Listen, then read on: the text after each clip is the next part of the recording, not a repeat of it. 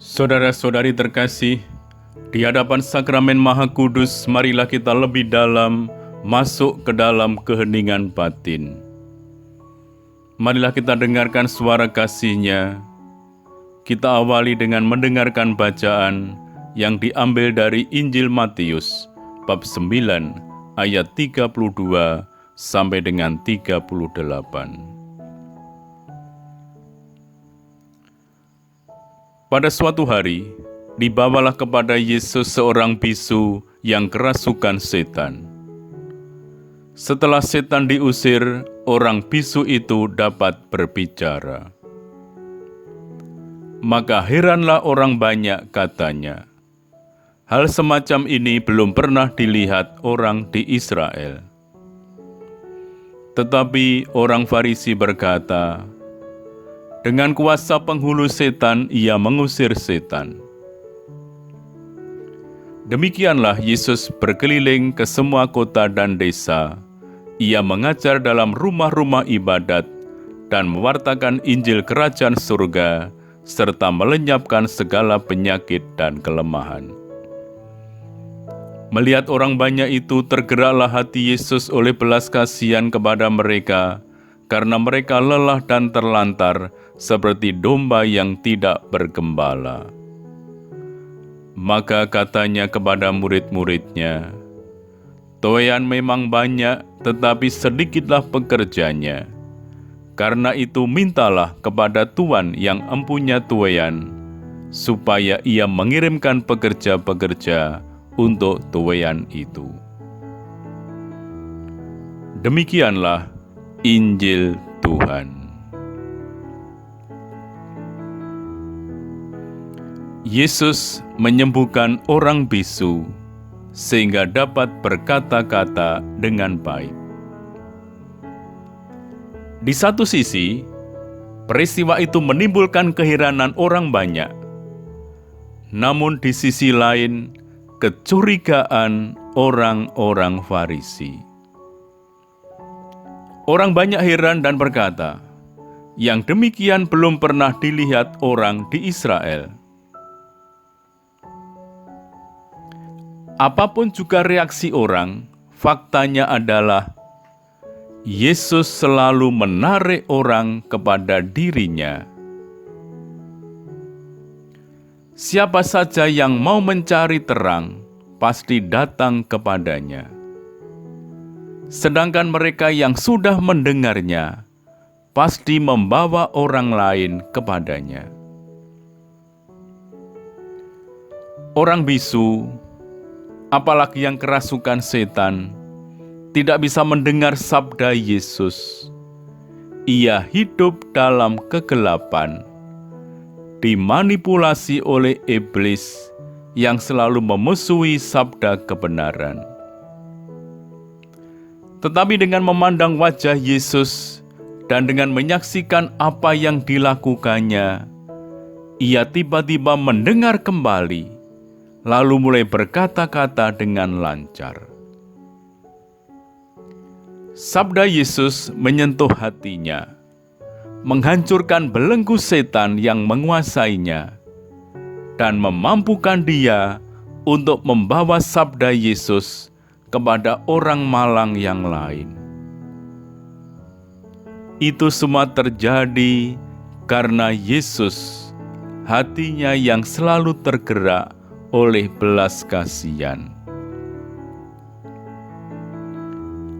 Melihat orang banyak yang mengikutinya, hati Yesus tergerak oleh belas kasihan. Mereka seperti domba-domba yang tidak mempunyai gembala. Gambaran ini diilhami dalam Perjanjian Lama. Misalnya dalam kitab Bilangan. Biarlah Tuhan Allah dari roh segala makhluk mengangkat atas umat ini seorang yang mengepalai mereka waktu keluar dan masuk, dan membawa mereka keluar dan masuk, supaya umat Tuhan jangan hendaknya seperti domba-domba yang tidak mempunyai gembala.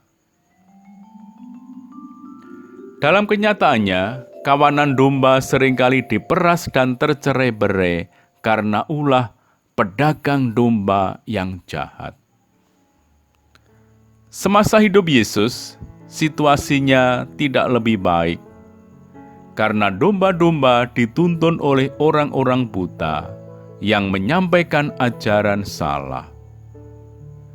Itulah sebabnya Yesus, Gembala Rajawi yang dinubuatkan dan dinantikan oleh para nabi, akan mempercayakan kepada ke-12 rasul tugas menghimpun domba-domba itu kembali. Tugas ini sangat berat, sehingga tanggung jawab para rasul besar pula. Tetapi dalam tugas ini, mereka tidak pernah akan ditinggalkan oleh Sang Gembala utama. Tuaian memang banyak. Yesus berbicara dalam Injil Yohanes bab 4 ayat 38. Aku mengutus kamu untuk menuai apa yang tidak kalian usahakan. Orang-orang lain berusaha dan kalian datang memetik hasil usaha mereka. Namun, misi di Galilea yang diberikan Yesus kepada para murid hanyalah pendahuluan dan gambaran tuaian-tuaian lain yang berlimpah yang terjadi akibat buah-buah yang dihasilkan oleh korban Yesus, khususnya sesudah Pentakosta. Pada suatu saat para rasul dan ke-72 murid diutus Yesus itu harus ditolong, bahkan diganti sebagai penuai. Kitalah yang dipanggil untuk meneruskan perutusan para murid itu menjadi penuai-penuai dalam panenannya. Adakah kita bersedia menanggapi panggilannya? Apakah kita juga punya hati yang tergerak oleh belas kasihan seperti Dia? Yesus berkata kepada murid-muridnya, "Tuaian memang banyak, tetapi sedikitlah pekerjanya. Karena itu mintalah kepada Tuhan yang empunyai tuaian, supaya Ia mengirimkan pekerja-pekerja untuk tuaian itu." Tuhan yang empunyai tuaian ialah Allah sendiri. Yesus menegaskan bahwa para pekerja itu dapat diperoleh lewat doa-doa. Melalui doa, manusia mengakui bahwa pemilik tuaian ialah Allah sendiri, dan Allah membutuhkan manusia sebagai pekerja dalam karyanya. Melalui doa, usaha menegakkan kerajaan surga, pun pula memahami rencana Allah serta kesadaran akan pentingnya keselamatan manusia dapat dibina dengan baik. Seorang teman bercerita tentang kekagumannya akan hasil sebuah retret. Retret itu sungguh berhasil dan berbuah, selain karena dalam sesi-sesi disampaikan sharing pengalaman konkret akan kasih Allah. Retret itu juga didukung oleh tim doa yang terus berdoa dan berpuasa sebelum dan selama retret berlangsung. Melalui doa-doa yang terus dipanjatkan sebelum dan selama retret itu, Allah membentuk para peserta retret menjadi pribadi-pribadi yang siap untuk menjadi penuai-penuai bagi panenannya. Marilah berdoa. Allah Bapa sumber cinta kasih, kami bersyukur kepadamu atas segala karya dan jasa putra-Mu. Yesus putra-Mu senantiasa tergerak hatinya oleh belas kasihan akan domba-domba yang seakan-akan tanpa gembala. Dalam ketekunan beradorasi di hadapan sakramen Maha Kudus, semoga hidup kami semakin mirip dengan hidupnya, dan semoga cinta kasih-Nya menjadi titik tolak segala usaha pelayanan kami. Semoga kami terus dijiwai oleh semangat kerendahan hati dan ketekunan dalam berdoa, supaya kami siap keutus menjadi penuai-penuai dalam panenan-Mu. dengan pengantaraan Kristus Tuhan kami. Amin.